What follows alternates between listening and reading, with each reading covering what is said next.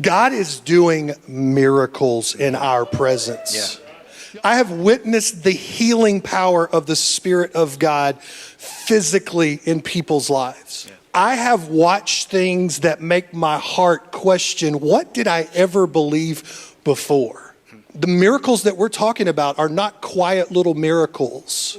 The story I'm telling you today is a young lady who was pregnant, who was having her fourth child. We'll just call her Mama. Mama had a baby. She moved from another village into our community a few months ago because she just didn't have any family, didn't have any hope where she was. She and her 3 children rent what I would call a tool shed in our community. It's not much bigger than a 10 by 10 plywood structure with a concrete floor. Mama and her 3 children were there, and one day, Mama gave birth to child number 4. Now the story, the real meat of the story is she had tried to abort that child 4 times.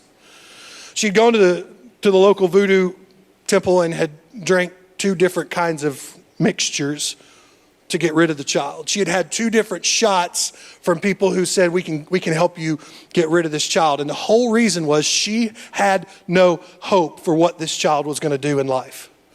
And so one night she was literally giving birth on the floor of this rental shack, and 3 of our employees from our community walked by and heard her. And they immediately ran to her to see what was going on. And they opened the door and they saw this woman sitting there giving birth. The 3 ladies gathered around her. They prayed over her. They actually helped. One of our employees found an old razor blade and cut the umbilical cord. I mean, it's that kind of thing that's happening in this dirt, in this floor of this place. Somebody left and went and got Andrea, who is our director of education, and brought her back. And Andrea literally just scooped this baby up and started to pray over this child.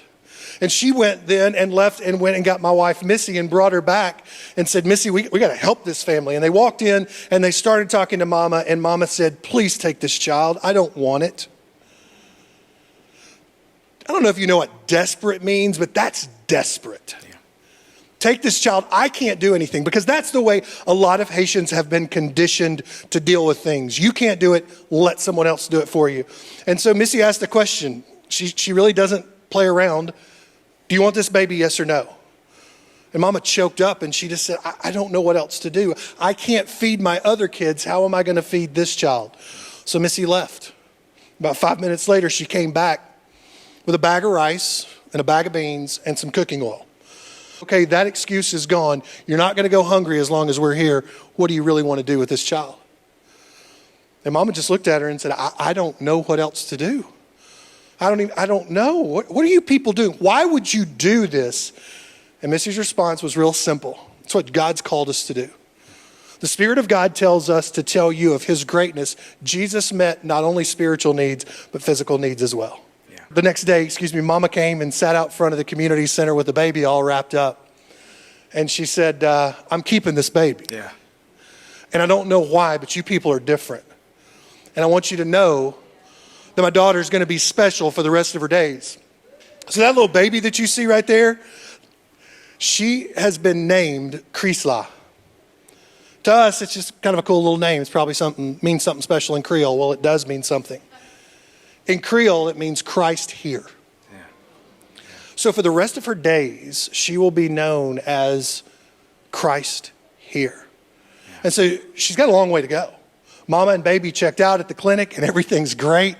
Mama's just still blown away. How does this happen? And I'll tell you how it happens. Because there are people that God wakes up at 3 o'clock in the morning and says, hey, you need to pray for this. And you're faithful and you pray. A lot of you have prayed for us and you've never heard of us before. You've never met us. You don't know anything about us. You don't get our newsletter, but God just told you to pray.